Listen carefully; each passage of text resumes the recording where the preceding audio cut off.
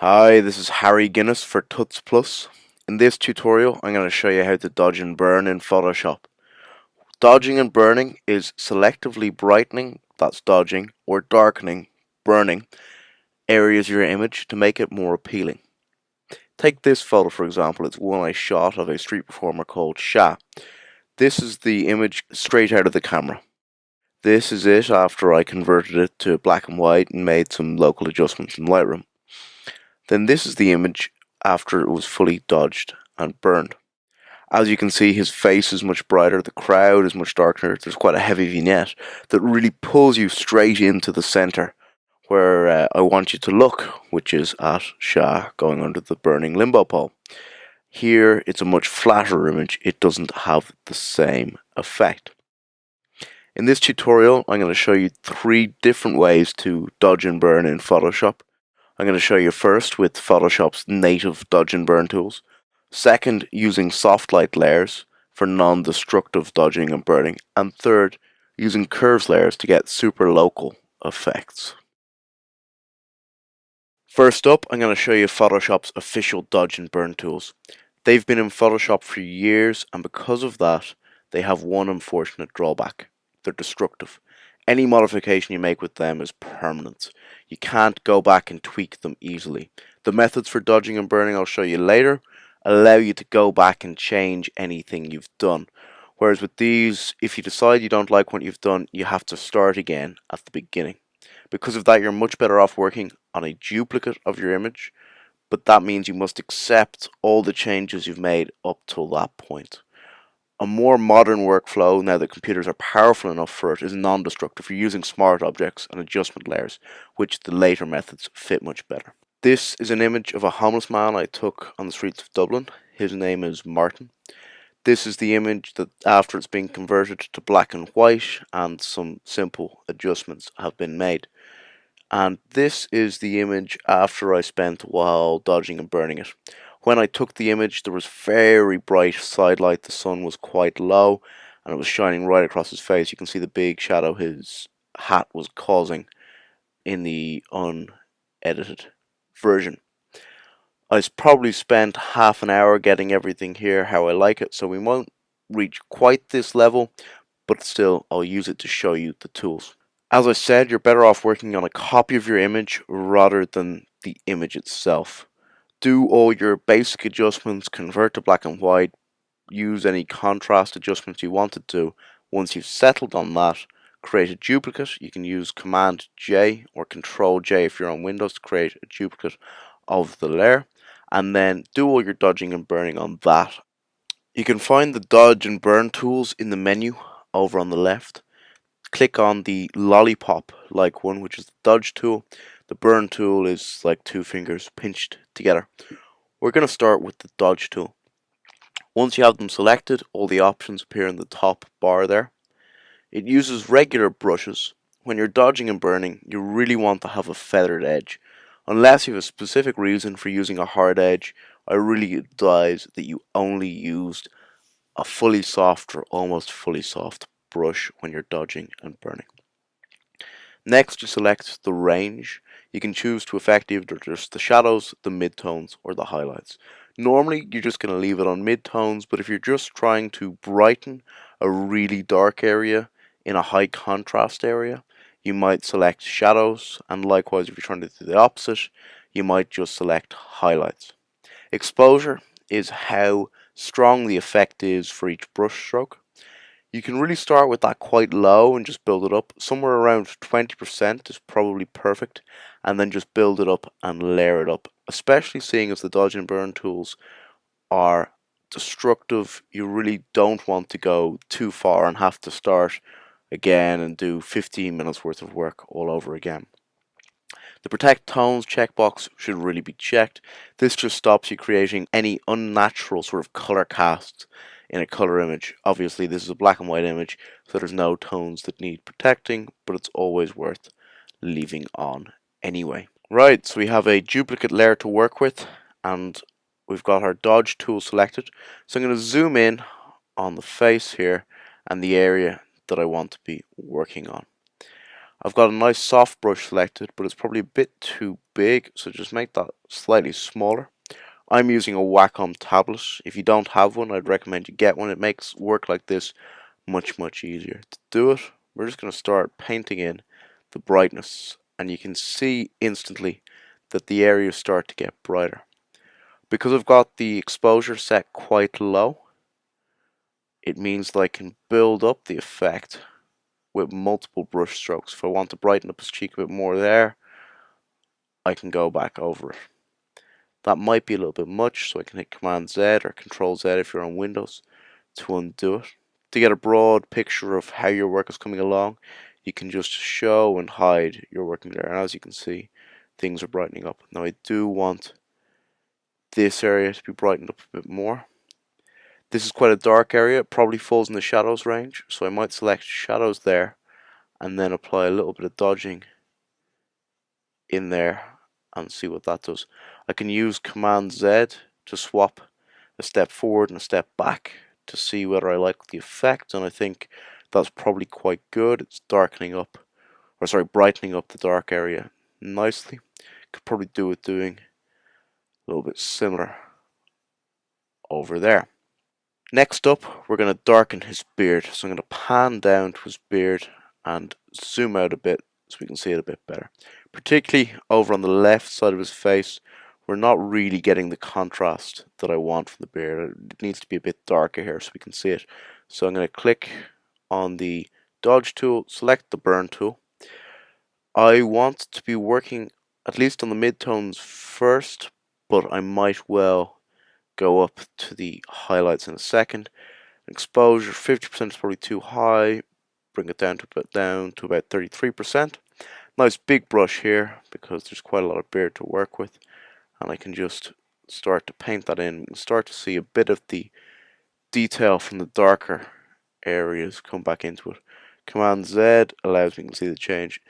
It's really interesting when you're doing this. It doesn't feel like you're making that much of a change, but when you do something like turn it off and on again, you can really see how much of a change you're making.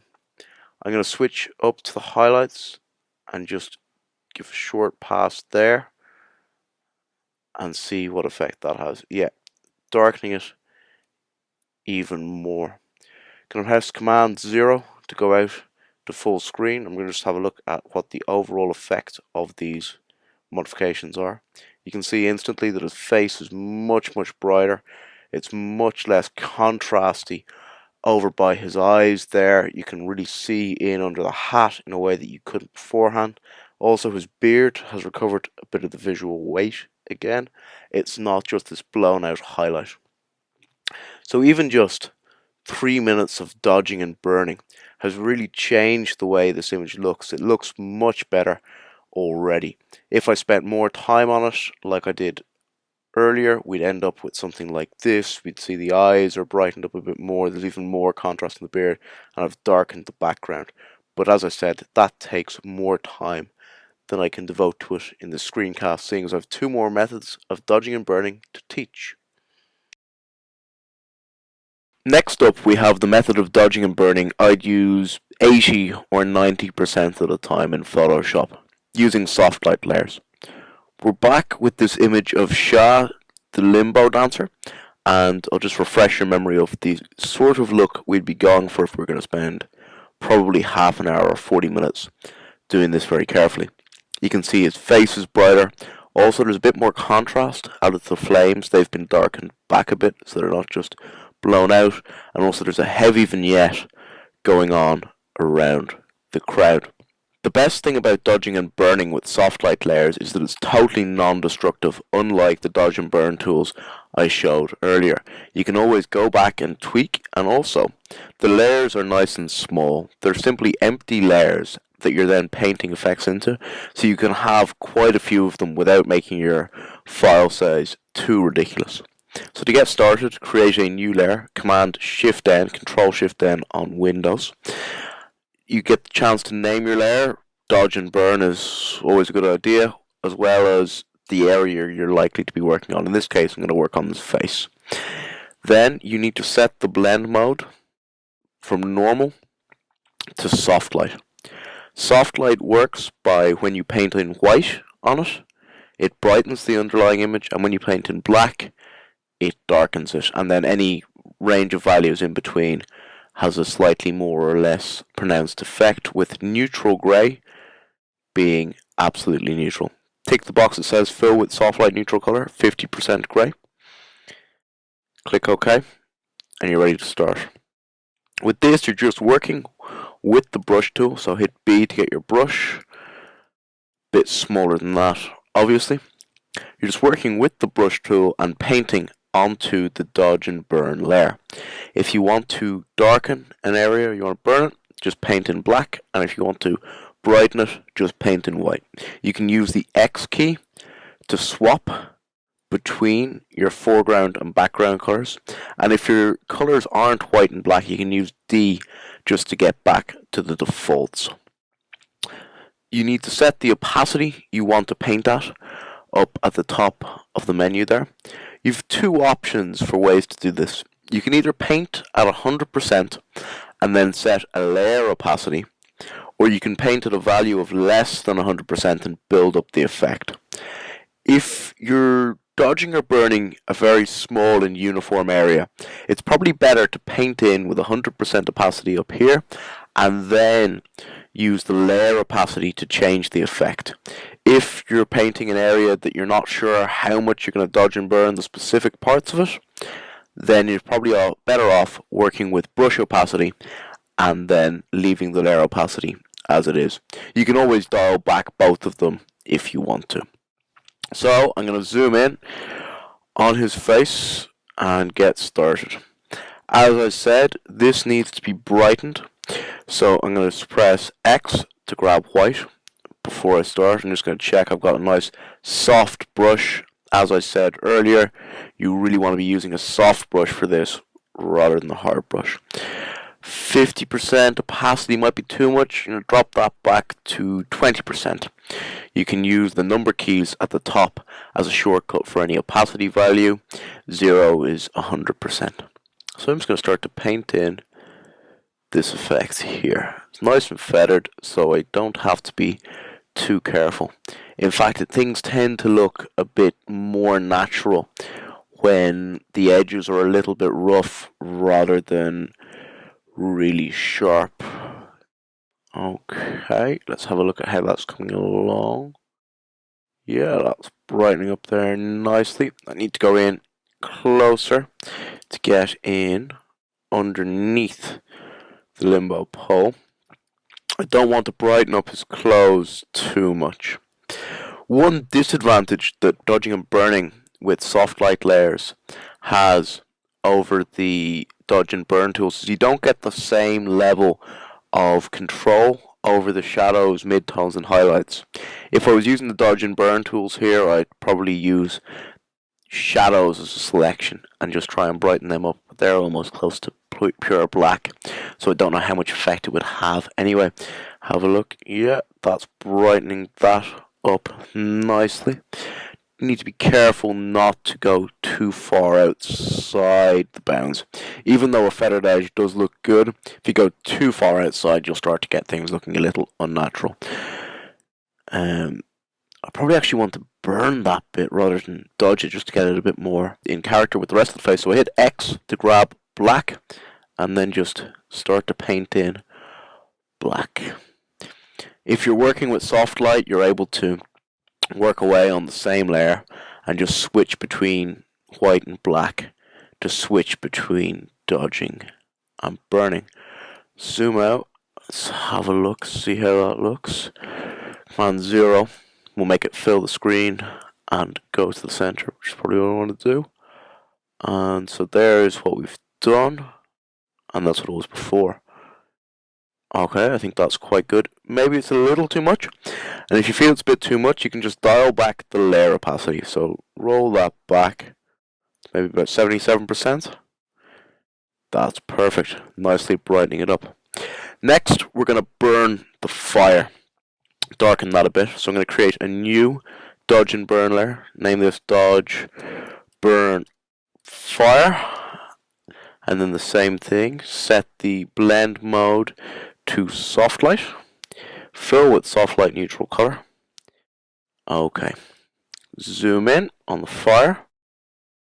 Now, this needs to be burned a bit more than the face needs to be dodged. So I'm going to increase the opacity to 50% to start.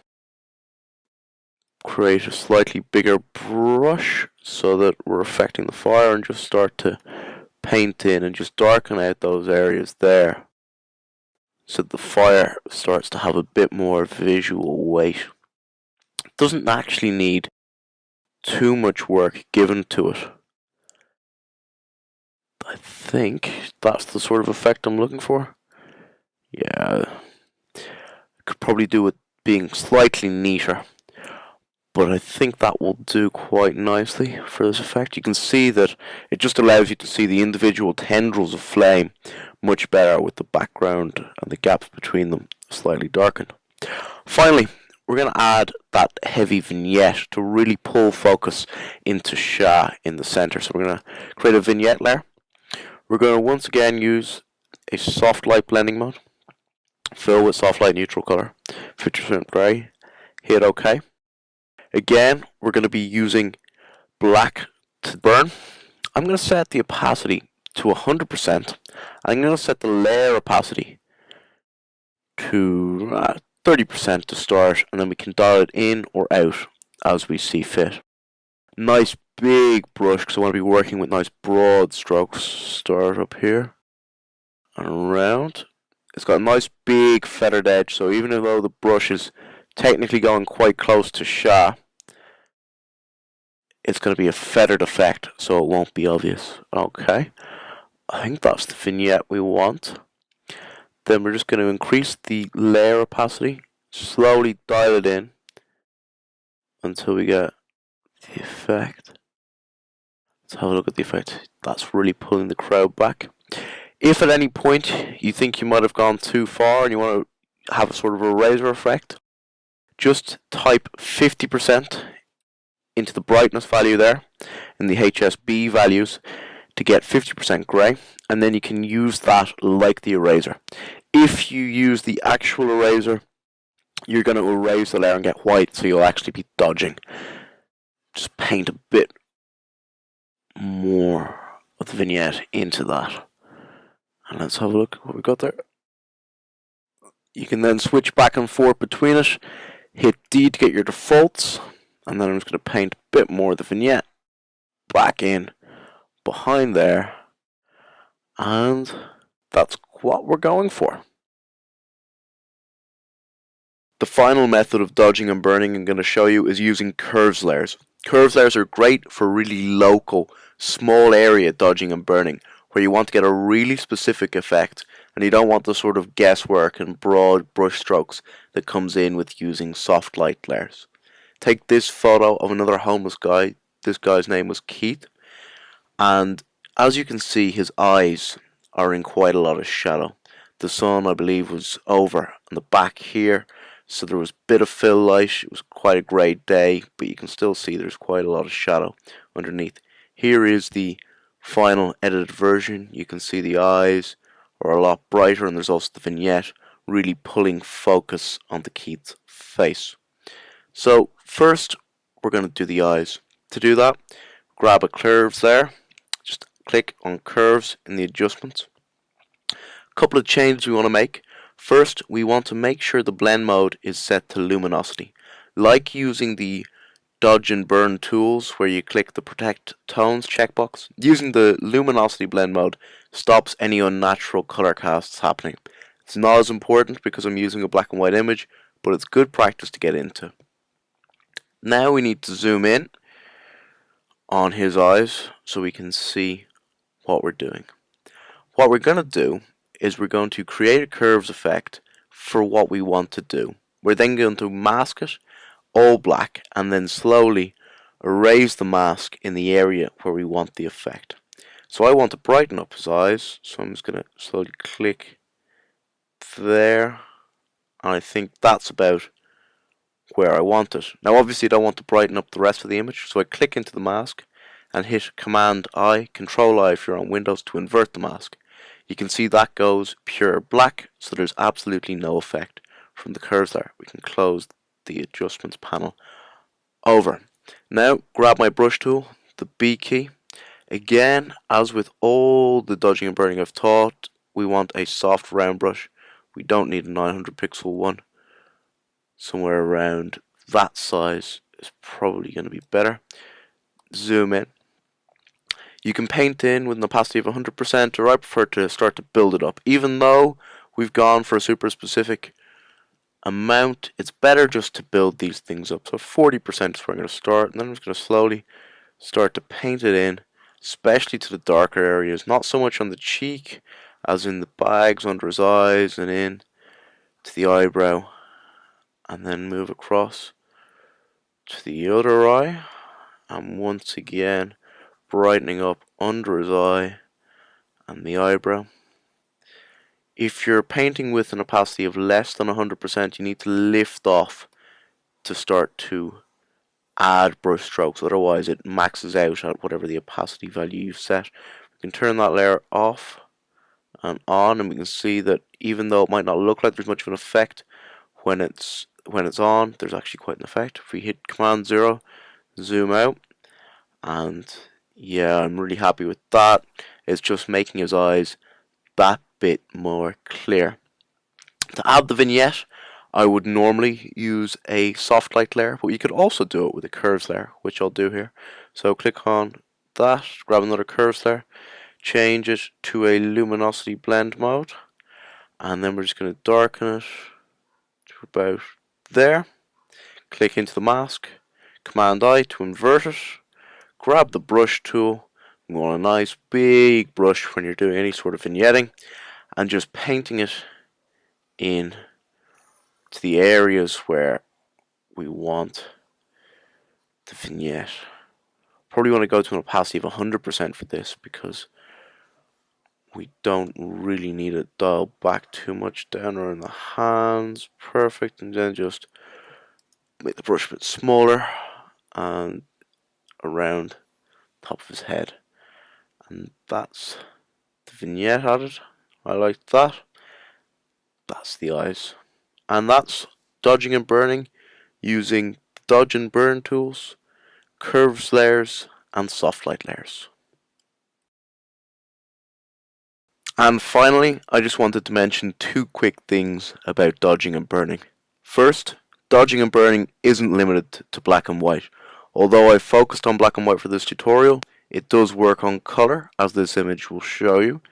This is the image after the basic adjustments, and this the image after the dodging and burning. As you can see, the background's been darkened, the vignette applied, and the model has been brightened up to pull focus more to her. The second is a more important point.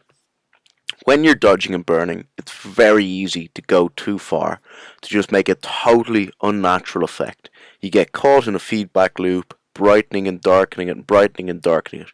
So what you have to do whenever you're dodging and burning for a length of time is stand up, look away from your computer, go get a cup of tea, do something else, come back, and then have a look at what you've done. If you're still happy with it, great, but quite often you'll find that you just want to take everything back 15 or 20%. It's just the way it works that it doesn't look like you're making too much of a change when in fact you're making massive changes. I'm Harry Guinness, and this was a tutorial for Tuts Plus. Thank you for watching.